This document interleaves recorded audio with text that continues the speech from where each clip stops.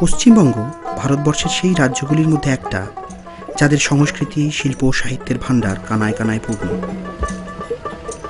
বাঙালি জীবনের রোজনামচা উৎসব মুখরিত। আমাদের পরিচয়, আমাদের ভালোবাসায়, আমাদের আতিথ্যে, আমাদের গানে।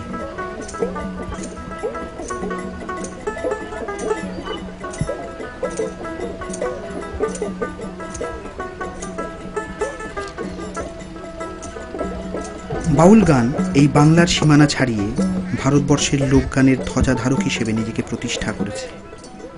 বাংলার এই বাউলরা এক জায়গা থেকে আরেক জায়গায়, এক গ্রাম থেকে আরেক গ্রামে গান গিয়ে বেড়ান। আর গানের মধ্যে লুকিয়ে থাকে গভীর দেহতত্ত্বের কথা, প্রেমের কথা, প্রাণের কথা। মূলত ভারতবর্ষের পশ্চিমবঙ্গে ও বাংলাদেশে এদের দেখতে পাওয়া যায়। বাউল কথার অর্থ হলো খ্যাপা বা ধার্মিক। অনেকে বলেন ওরা নামের পাগল। পাগলা কি করি, পাগলা কি করি। বীরভূম কৃষি প্রধান, গ্রাম অধ্যুষিত পশ্চিমবঙ্গের একটি জেলা, যা কিনা বাউল গান চর্চার একটি পীঠস্থানও বটে। এই রাঙামাটির দেশ বীরের দেশ নামেও পরিচিত। নোবেলজয়ী রবীন্দ্রনাথ তাঁর শিল্পচর্চার কেন্দ্র শান্তিনিকেতন এই জেলাতেই স্থাপন করেন।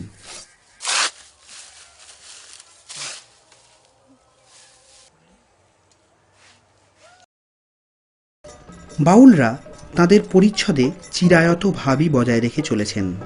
কখনো লম্বা ছাড়া চুল, কখনো খোঁপা, পরনে আলখাল্লা, গালে দাড়ি। বাউলরা যারা প্রধানত বৈষ্ণব ধর্মাবলম্বী হন, তারা গেরুয়া ধারণ করেন।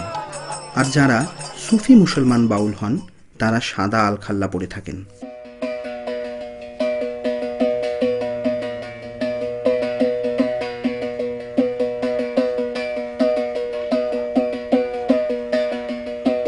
বাউলরা বেশ কয়েক রকমের বাদ্যযন্ত্র ব্যবহার করে থাকেন। গুপি যন্ত্র বা একতারা তার মধ্যে সবচেয়ে ব্যবহৃত। একটা তার, কুমড়োর খোল আর বাঁশ দিয়ে তৈরি এই যন্ত্র।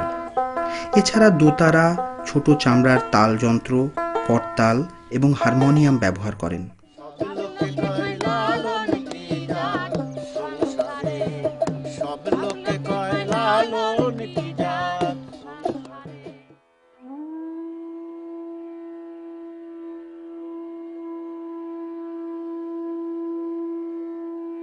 এই বিশ্ব সংসারে কেউ বাউল হয়ে জন্মায় না, বাউলে পরিণত হতে হয়। তার জন্য চাই প্রকৃত গুরু।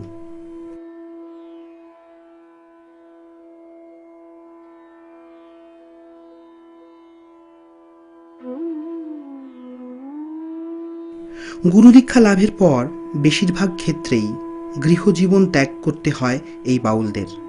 তারা বাস করেন আখড়ায় অথবা ভবঘুরে জীবনযাপন করেন।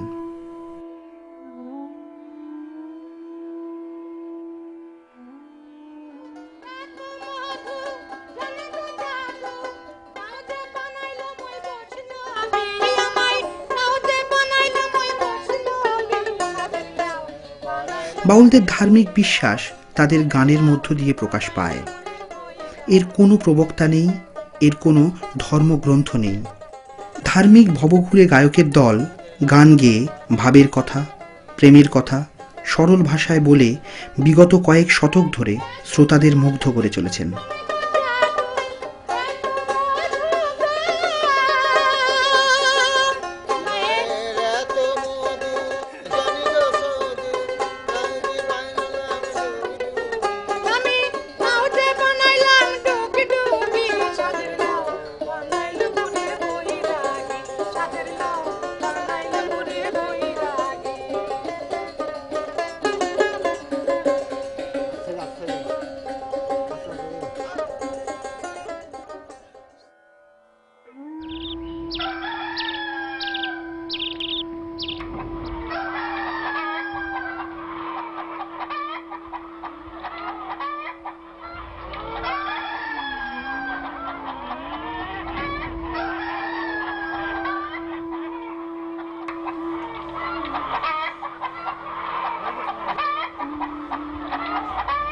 গ্রাম বাংলার মাটির বাড়িতে এদের বাস, তবু এরা পথে পথে ঘুরে নেচে গেয়ে দেশ বিদেশের সীমার তোয়াক্কা না করে বয়ে বেড়াতে চান বায়ুর মতো। জীবিকা এদের ভিক্ষা নির্ভর। এরা শান্তিপ্রিয় মানুষ, কারোর সাথে ঝগড়া বিবাদ এড়িয়ে যেতেই এরা পছন্দ করেন।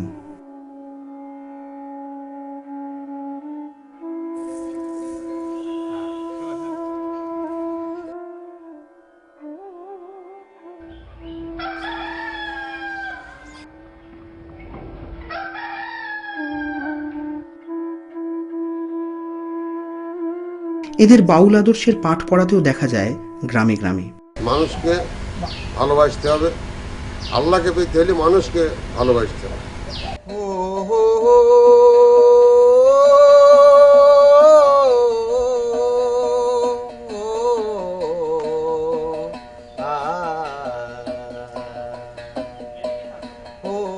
এদের গানের কথায় অত্যন্ত জটিল দর্শনের কথা সহজভাবে বলার চেষ্টা করেন এরা।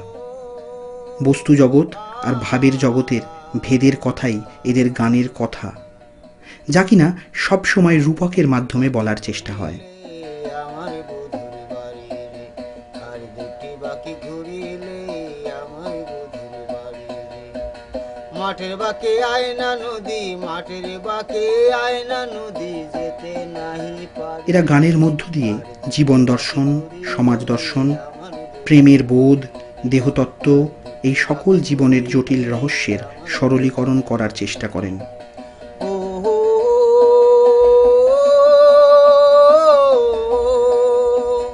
আ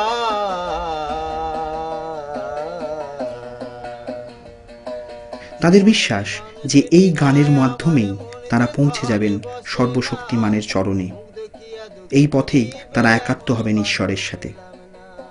তারা জাত ধর্মগোছের কোনো প্রকার সামাজিক বিভেদে বিশ্বাস করেন না। যে ঘরে বসে না, মুখ দেখিয়া দুঃখ বুঝিবে এমন বান্ধব পেলাম না। আমার মনের মানুষ নাই রে ভবে, আমার মনের মানুষ নাই রে ভবে, ঘুরি পথে পথে রে, আর দুটি বাকি ঘুরিলে আমার বধুর বাড়ি রে, আর দুটি বাকি ঘুরিলে আমার বধুর বাড়ি রে। ও হো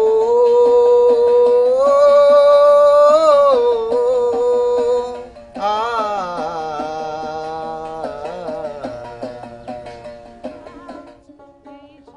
লালন ফকির আজকের বাংলাদেশের কুষ্টিয়ায় তার জন্ম। এ যাবৎ বাউলদের মধ্যে তাকেই শ্রেষ্ঠ বলে গণ্য করা হয়। তার পরবর্তীকালের বাউলরা লালনকে নিজেদের গুরু বলে গণ্য করেন। লালন মানবতার প্রতীক। তার গানে ছিল সমাজের প্রতি, শ্রেণী বিভাজনের প্রতি বিদ্রূপ।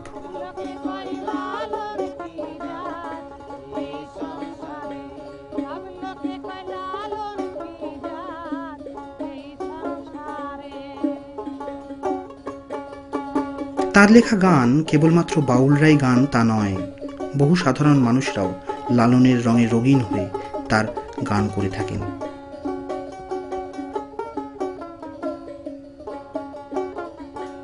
লালনের জীবন রহস্যে ঘেরা। লালন নিজে মুখে কখনো বলতে চাননি তার জীবনের ইতিহাস। তিনি চাননি তার জন্ম, বংশ ইতিহাস মানুষের কাছে পৌঁছক। এমনটা হলে তিনি যদি জাতি ধর্মের সংকীর্ণ বেড়াজালে জড়িয়ে পড়েন, এই ছিল তার শঙ্কা। নারী লোকের হয় কি বিধান,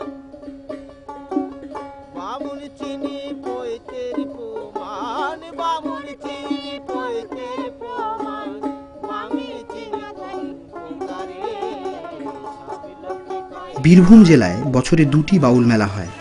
প্রথমটা শান্তিনিকেতনে মকর সংক্রান্তির দিন থেকে শুরু হয়, নাম পৌষ মেলা। পরেরটা কেন্দুলির মেলা বা জয়দেবের মেলা। কেন্দুলি মেলার বয়স প্রায় ৮০০ বছর। শতাধিক বাউল একত্রিত হন অজয় নদীর ধারে। ভিন্ন ভিন্ন আখড়া তৈরি করে তারা সারা দিন ধরে গান বাজনা করেন। গীত গোবিন্দের রচনাকার কবি জয়দেবের স্মৃতির উদ্দেশ্যে এই মেলা হয়ে থাকে।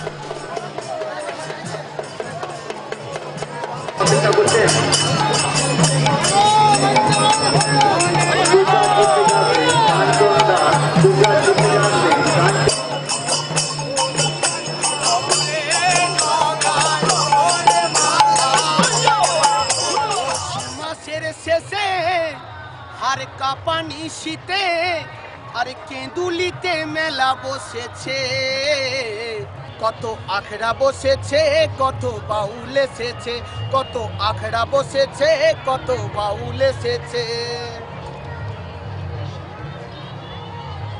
জয়দেব কবির ভক্তির টানে আরে মা গঙ্গা বায়ু জানে, আরে মকর দিনে পুণ্য সানে, আরে মকর দিনে পুণ্য সানে আমার মনটি টেনেছে। কত বাউল এসেছে, কত আখড়া বসেছে, কত বাউল এসেছে, কত আখড়া বসেছে। সারা রাতে বাউল গানে ভোর হয়ে যায় কীর্তন গানে, সারা রাতে বাউল গানে ভোর হয়ে যায় কীর্তন গানে। আরে কি মজা ভাই এ 3 দিনে, আরে কি মজা ভাই এ 3 দিনে, দেখো আমার মনটি টেনেছে। কত আখড়া বসেছে, কত বাউল এসেছে, কত আখড়া বসেছে, কত বাউল এসেছে।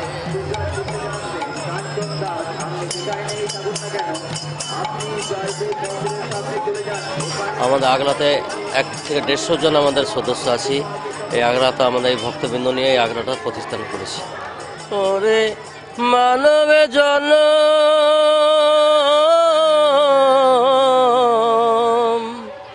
দুর্লভে জনম রে, অমন হেলাতে হারায় না, না রে। মানবে জনম আর হবে না, মানবে জনম আর পাবে না। বাউল মানে অনেকে অনেক কিছু বলেছেন, যারা স্বাস্থ্যকার, যারা শিক্ষিত মানুষ তারা বলেছেন বাউল মানে বাতুল, বাতুল মানে পাগল। কেউ বলেছেন যে বাউলকে চেনা যায় না, বাউল সমাজের মধ্যে মিশে আছে, প্যাঞ্জামা পড়া বাউল আছে প্রচুর মানুষ, কত গুণী মানুষ আছে। কিন্তু যারা অ্যাকচুয়ালি বাউল তারা বলছেন বা মানে বাধ্যবাধকতার ঊর্ধ্বে, হর্ষ শব্দ যিনি ঊর্ধ্ব থেকে লয় করেন, আর ল শব্দ যিনি লয় থেকে সৃষ্টি করেন তাকে বলছে বাউল। কিন্তু অ্যাকচুয়ালি যারা বাতাসকে যারা ধরে রাখতে পেরেছে তারাই হচ্ছে বাউল। তাকে ধরবি বলে তুলসী তলায় জল ঢেলে তুই সার করিলি, আর পরম তত্ত্ব না জেনে তুই তীর্থে তীর্থে ডুব দিলি। ও পাগল তীর্থে তীর্থে ডুব দিলি। তোর গয়া কাশী বৃন্দাবন শ্যামকুণ্ড গোবর্ধন, তোর গয়া কাশী বৃন্দাবন শ্যামকুণ্ড গোবর্ধন। ওই এবার নানান জলে স্নান করে মন, ওই এবার নানান জলে স্নান করে মন, কাস্তে কাস্তে ঘরে এলি। পাগলা কি করিলি, ওরে মন কি করিলি। পশ্চিম ভারতে খ্রিস্ট ধর্মের ব্যাপকতার প্রভাবও বাউল গানে পড়েছে কোথাও কোথাও। খ্রিস্ট নামের দুর্মুষ মেরে, খ্রিস্ট নামের দুর্মুষ মেরে 6 জনকে শাসন করলো।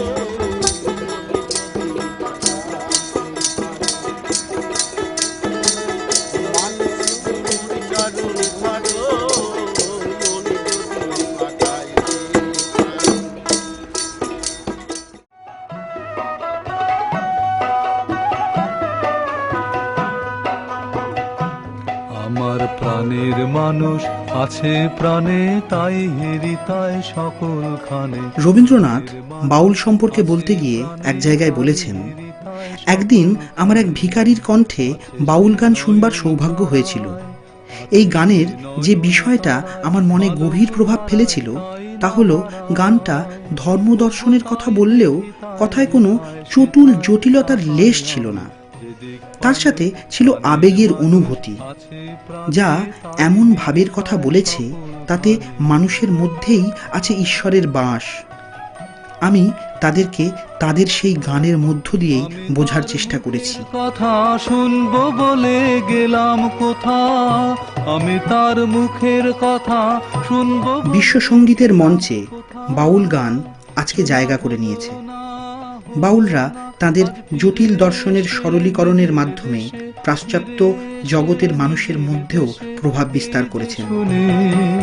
শুনে তাহার 2005 সালে বাউল সংস্কৃতি ইউনেস্কোর masterpieces of the oral and intangible heritage of হিউম্যানিটির তালিকাভুক্ত হয়।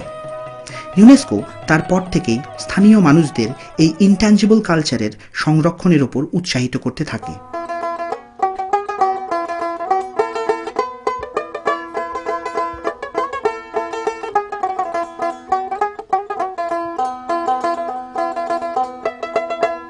বাউল গান কেবলমাত্র বঙ্গদেশের একটি লোকসঙ্গীতই নয়, এটা বাংলার মাটিতে আকাশে বাতাসে মিশে থাকা একটা আবেগ, যা বাঙালির রক্তের সাথে একাত্ম হয়ে আছে।